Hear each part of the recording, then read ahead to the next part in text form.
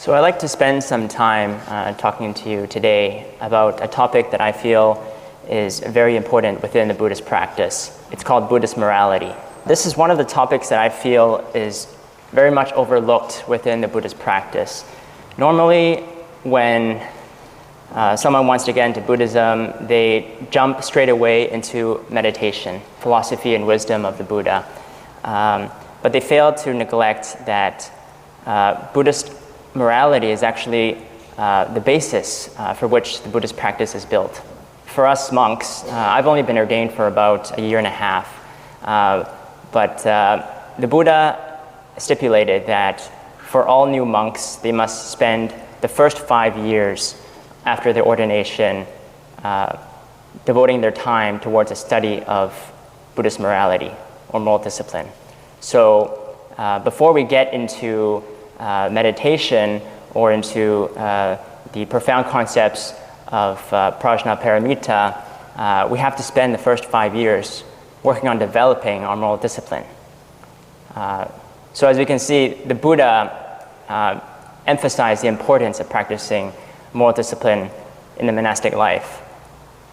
But apart from the monastic life, what about for regular lay people who aren't ordained?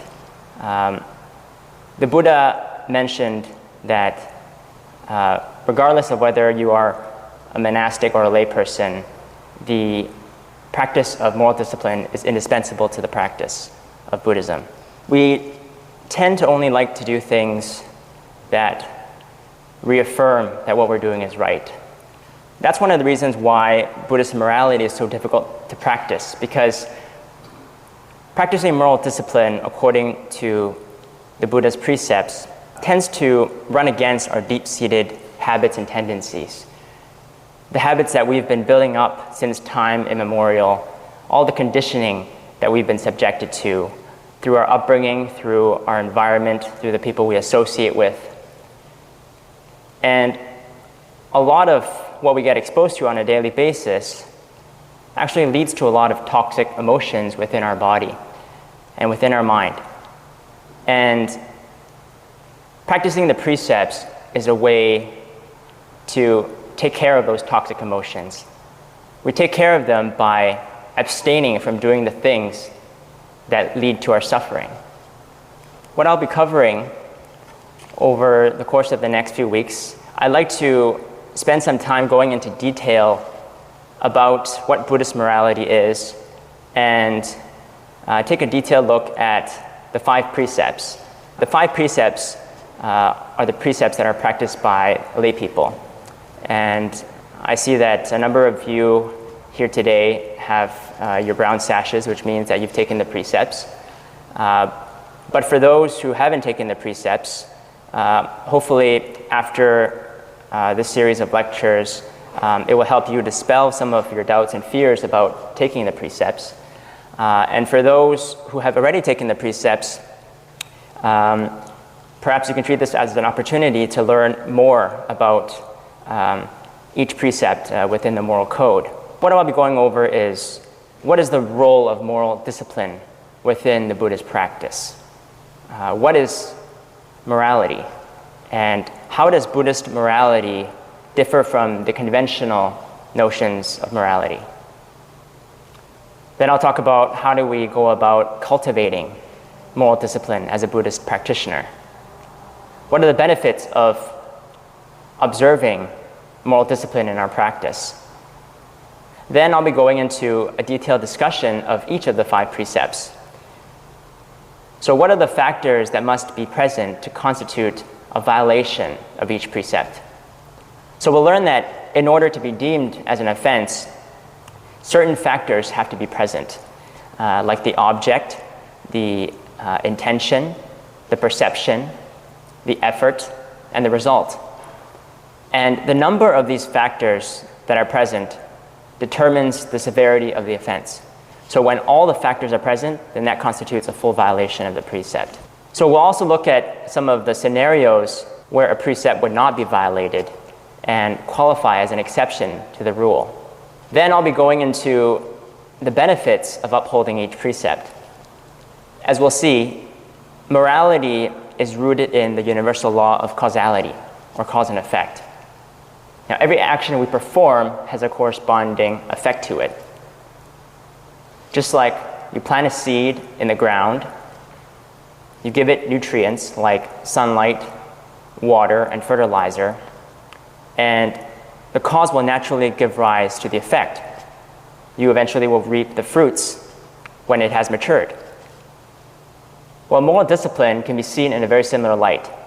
If you water the seeds of virtue and goodness within you, then the corresponding effect is the manifestation of wholesome benefits that contribute to your own well-being. So we'll look at some of the benefits of upholding each precept, as well as some of the consequences for failing to observe these precepts. The foundation for the Buddhist practice or what are known as the three most important pillars for Buddhist cultivation is what we call the threefold training. So it consists of three factors: sila, which means morality; samadhi, which is concentration or stillness of mind; and prajna, which means wisdom. So just like any monument or building that relies on its main pillars for support, the Buddhist practice cannot take hold without the presence of all three of these factors. The lack of any one of these three factors is not sufficient to lead you to be successful in your practice. So all three have to be present in order for us to achieve liberation from our sufferings and to achieve a spiritual awakening.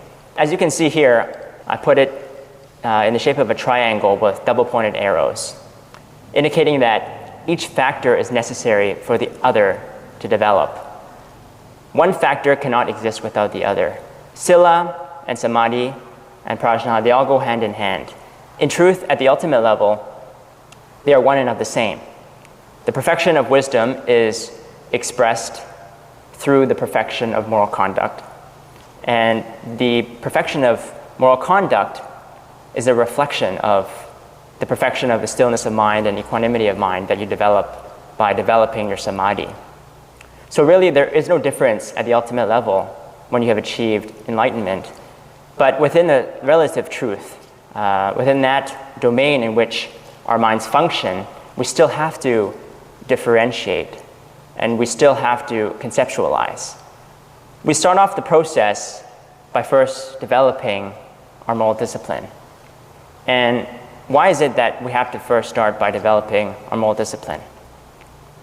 Well, we know that karma is created by our body, speech, and mind. Now, body and speech are simply the outward expression of what goes on in the mind. So the thoughts that you think leads to the speech and the actions that you perform.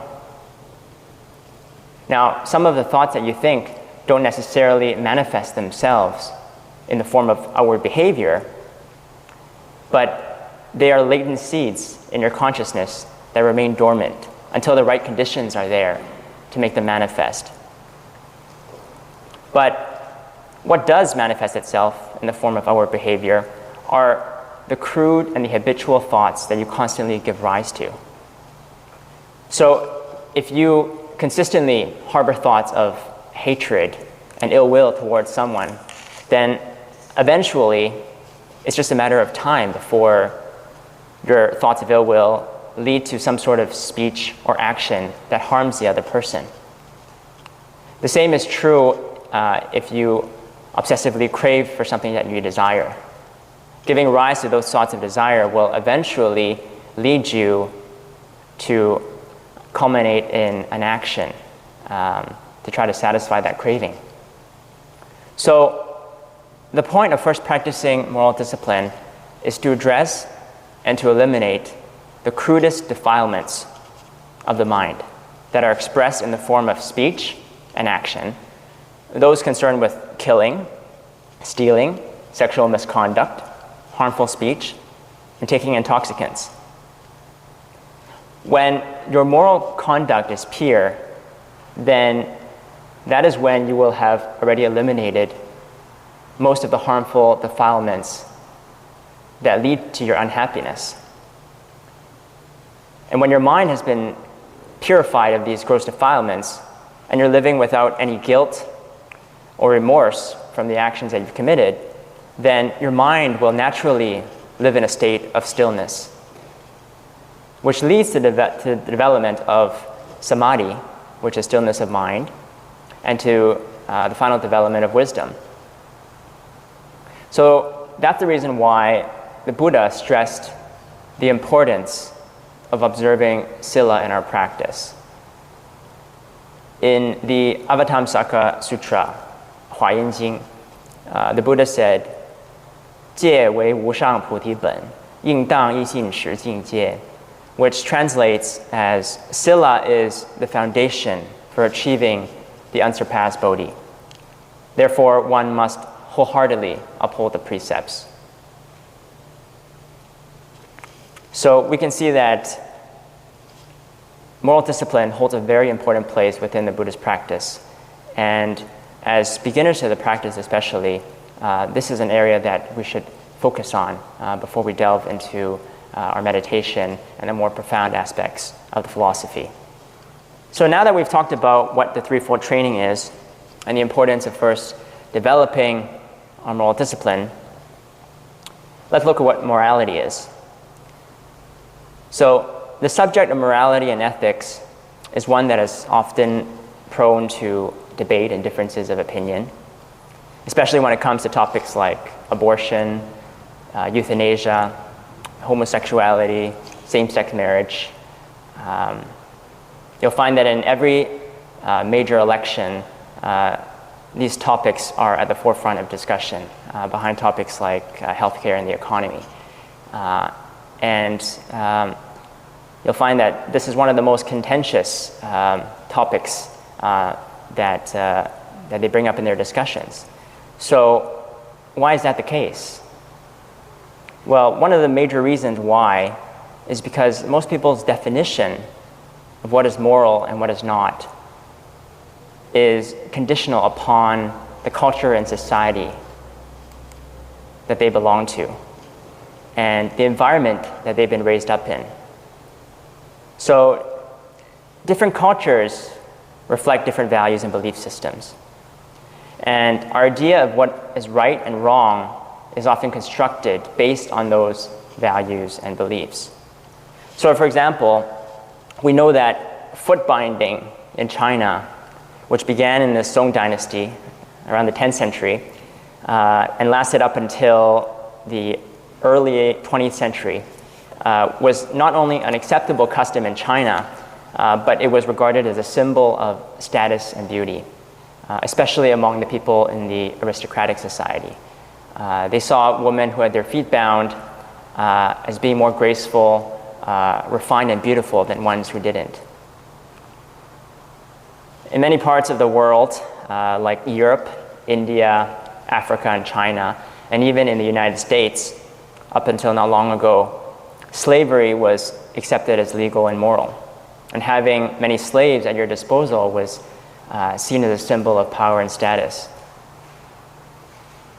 During the French Revolution, public execution by the guillotine was a common practice, used to discourage people from revolting and inciting uprisings.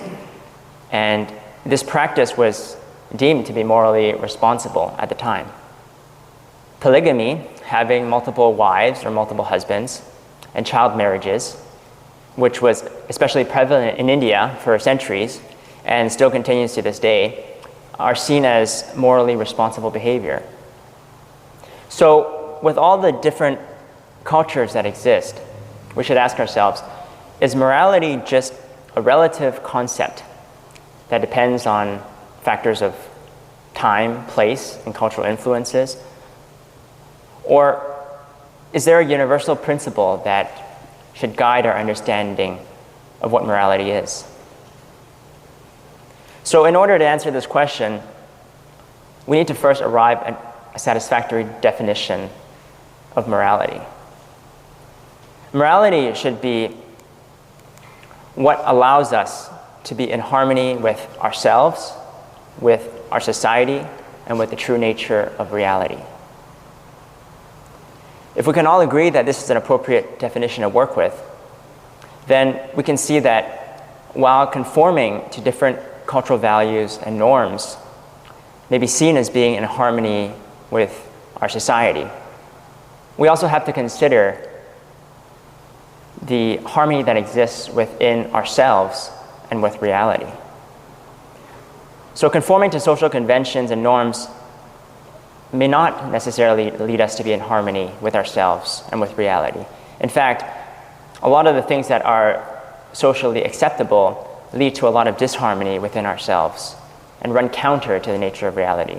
Example being arranged marriages, slavery, the ruthless killing of animals for food. So this is where the Buddhist concept of morality comes in.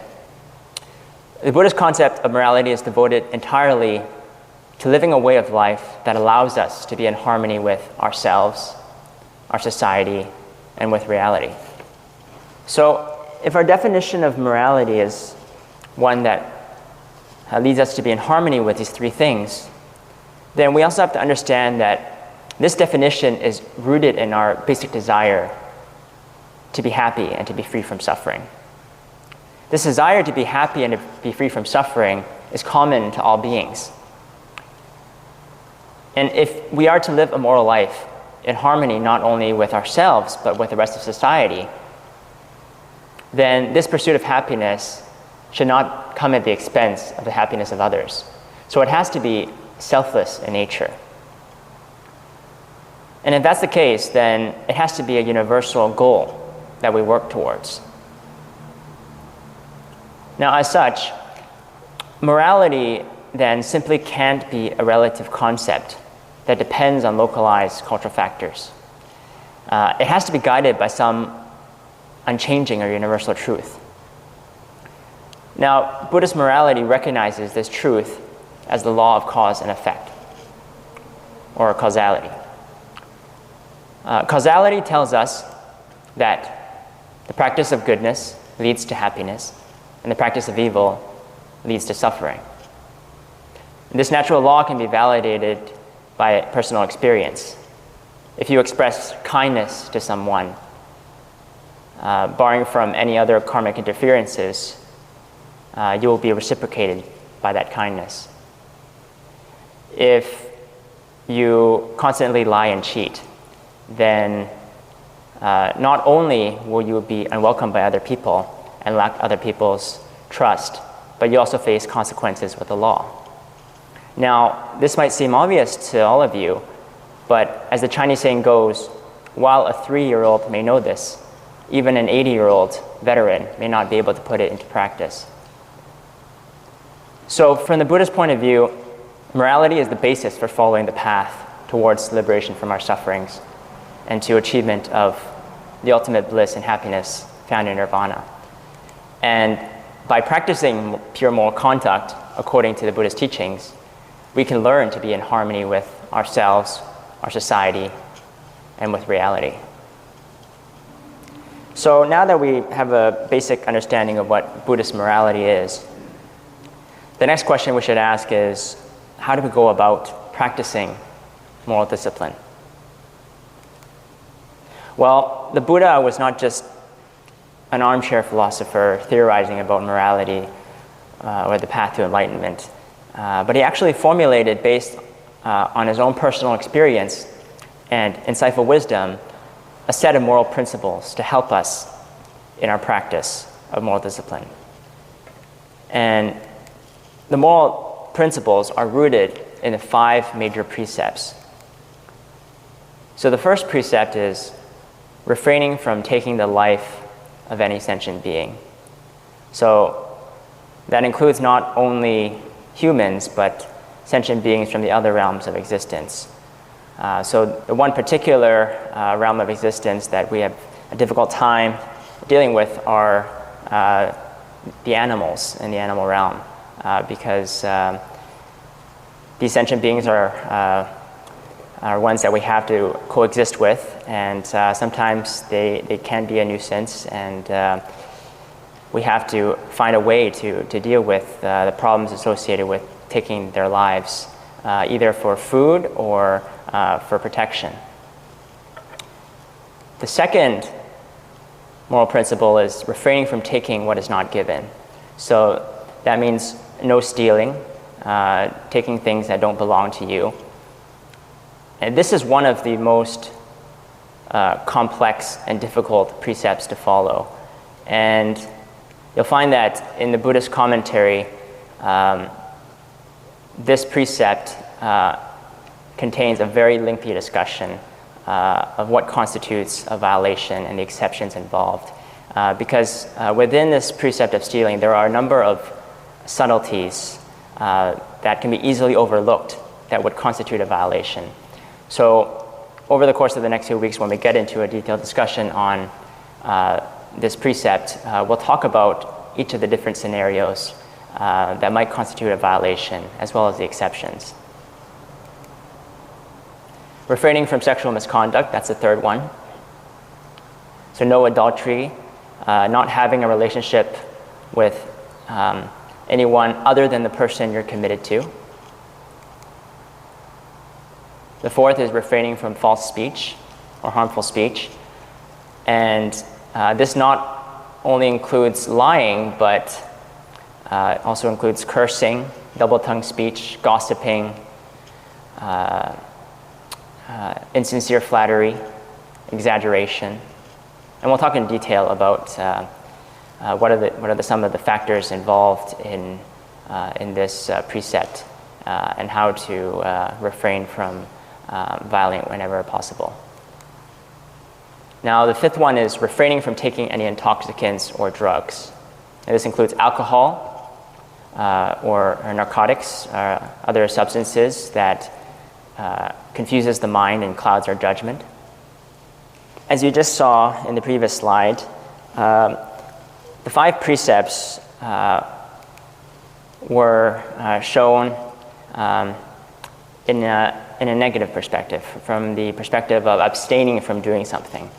Now, when the Buddha formulated the precepts, he not only had the intention of just telling people to abstain from committing these actions, but with every precept that he formulated, there was also a positive aspect to it. In Pali, the avoidance or abstaining part is what we call the viritta, and the positive performance is the charita. So whenever we take the precepts, we have to take a vow. And that vow is not only to end all evil, but we must practice all goodness. So that is why when you uphold these precepts, it's not simply enough to abstain from doing the things that would be deemed as a violation, but to actively pursue acts of goodness through the practice of these 5 things. So the first is protecting the lives of all sentient beings. That's the counterpart to not taking the life of any sentient being. Practicing generosity towards all sentient beings. Cultivating sexual responsibility and protecting the safety and integrity of all beings. Practicing kind and loving speech. And consuming only items that lead to physical and mental well-being. So when we say consuming only items that lead to our well-being, obviously we're not talking about alcohol and substances that clouds our judgment, but this not only includes the type of food that we eat, but it also includes the type of sense objects we expose ourselves to on a daily basis, because we also consume those. It is the mind that consumes those things. So that also needs to be taken into account when we practice upholding this precept. We should know that the 5 major precepts are what form the foundation of the Buddhist practice on morality. And while the 5 precepts are meant only for lay people, we should know that the monks and nuns, which follow many more precepts, so 10 precepts for novice monks or nuns, 250 for monks, 348 for nuns, and all the Bodhisattva precepts, they are all derived from these 5 basic precepts. So even the 250 and 348 precepts for monks and nuns, all they are further extensions of what these 5 precepts are.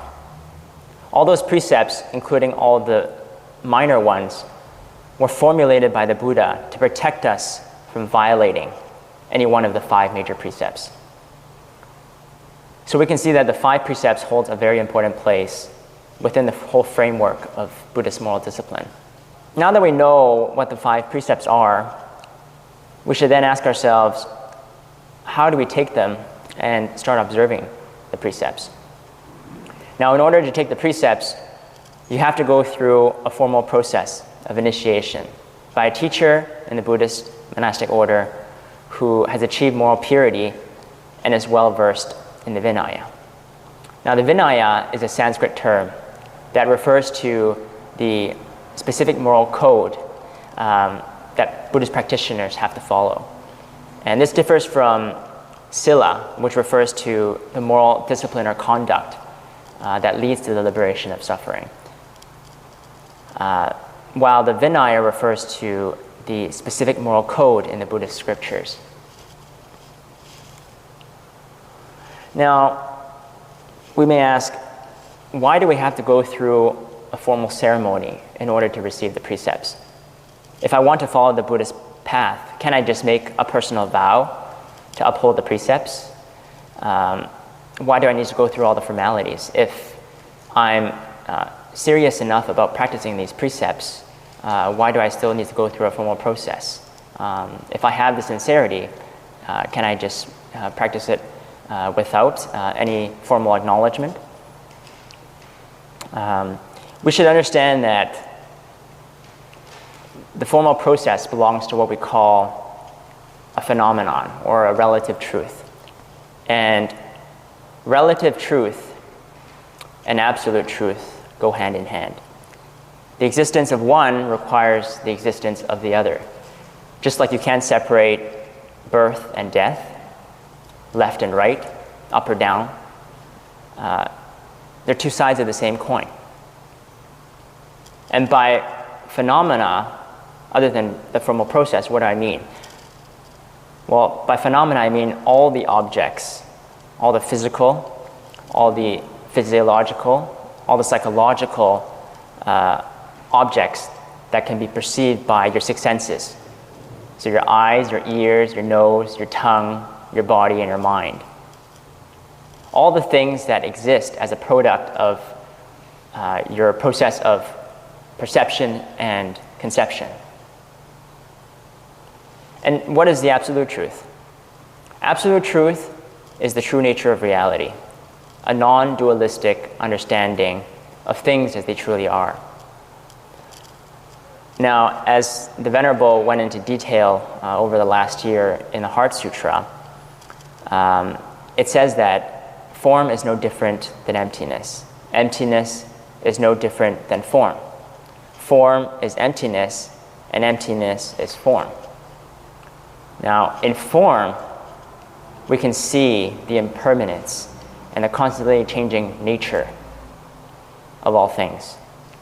And in form, we can see that all things appear when the causes and conditions for its manifestation are present, and that there's no real solid existence with form. And it is in that understanding that the truth of emptiness reveals itself. Now, at the same time, it is in the truth of emptiness that makes possible the appearance of all form. Just like it is the expanse of space that allows the universe to unfold, or the open sky that allows for the formation of the clouds. The truth is revealed in the phenomena, and the phenomena is manifested by the truth. So the relative truth and the absolute truth are really one and the same.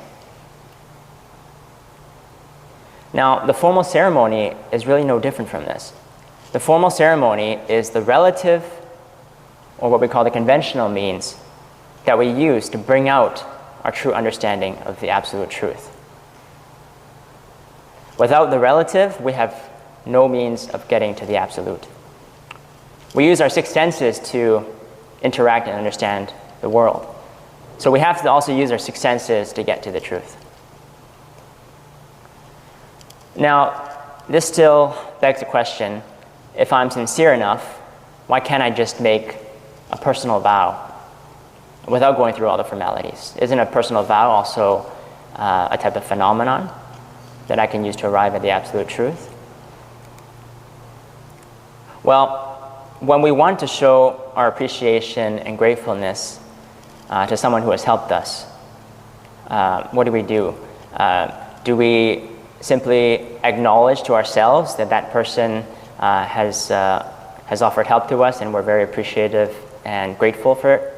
Or do we do something more? And the answer is, when someone has helped us, what we do is we express our appreciation and thanks through a formal process of thanking the other person in person, or offering gifts and presents to that person as a token of our appreciation and thanks. We do it through a formal process.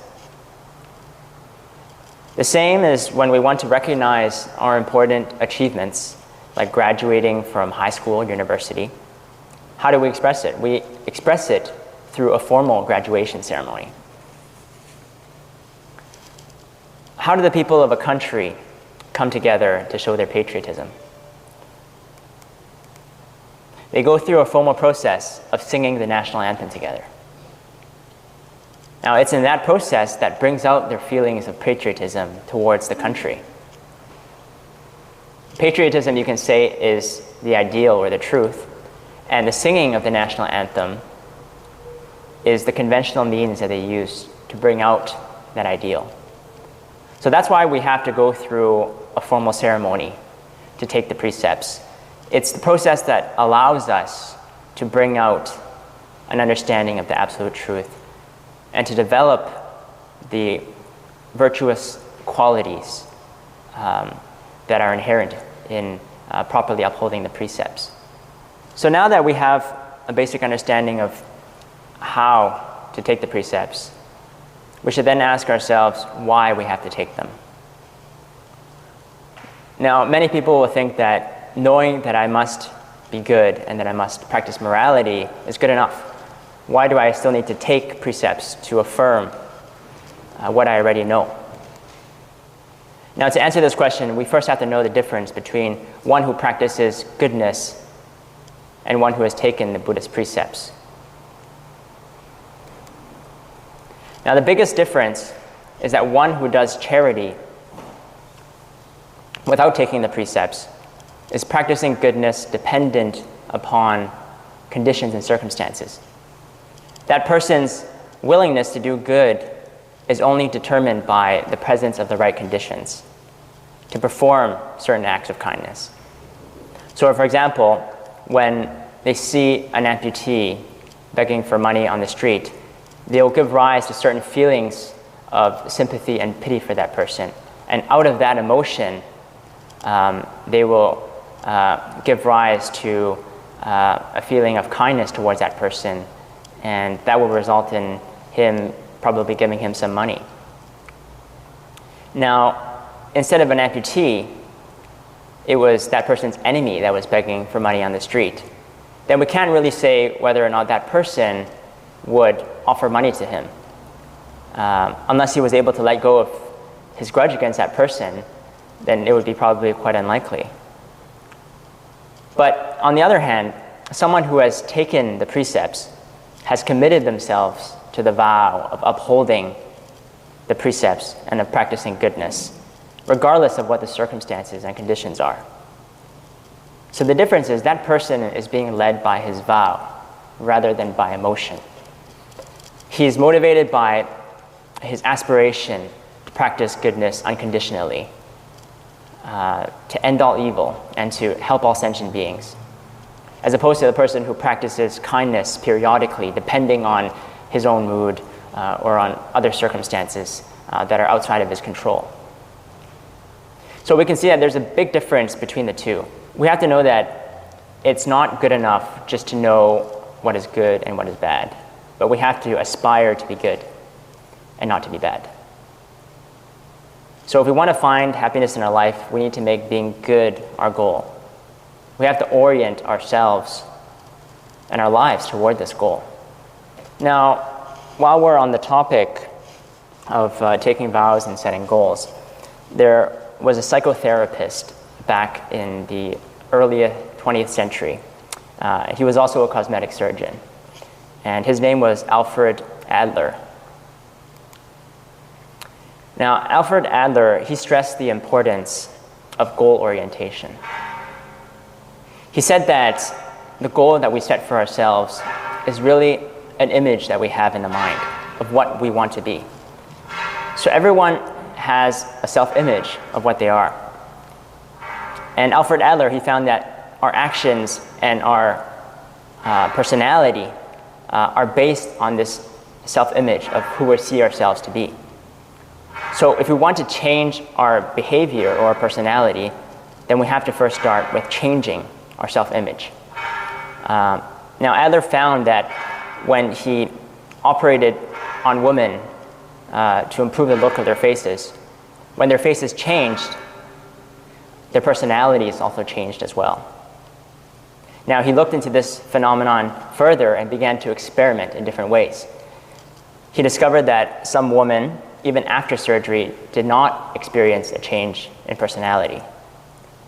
And the reason was because they didn't believe that the operation had improved their look. So he decided to convince these women that they were good looking. And once he was able to do so, he noticed that their personalities also began to change. So he took this experiment another step further, and when women started coming to him for surgery, he convinced them that they were already very beautiful and that they didn't need to have an operation done. And when these women were convinced, their personalities and behavior also changed. So we can see that the self-image that we have of ourselves is very important. And if we want to make a positive transformation in our life, then it starts with first orienting ourselves toward a goal. That goal then becomes the self-image that we strive towards. Now, in the same way, if we can orient our goal towards the perfection of our moral conduct and to become virtuous, like the Buddha, then that becomes our self-image. And slowly our behavior and personality will change in ways to reflect that self-image that we have of ourselves.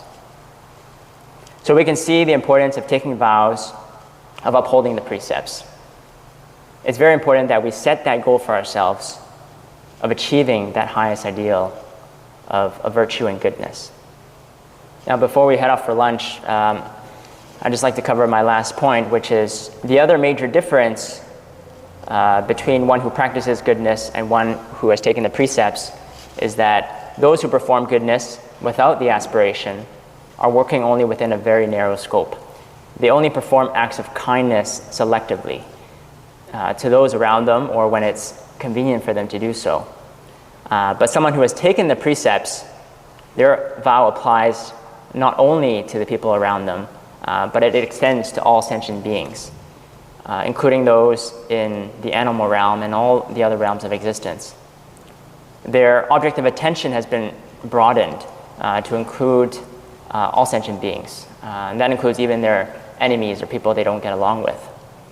And this is really the heart of the practice of walking down the path of a Bodhisattva, because a Bodhisattva exudes boundless compassion to all beings, regardless of their background, regardless of their gender, their race, their ethnicity.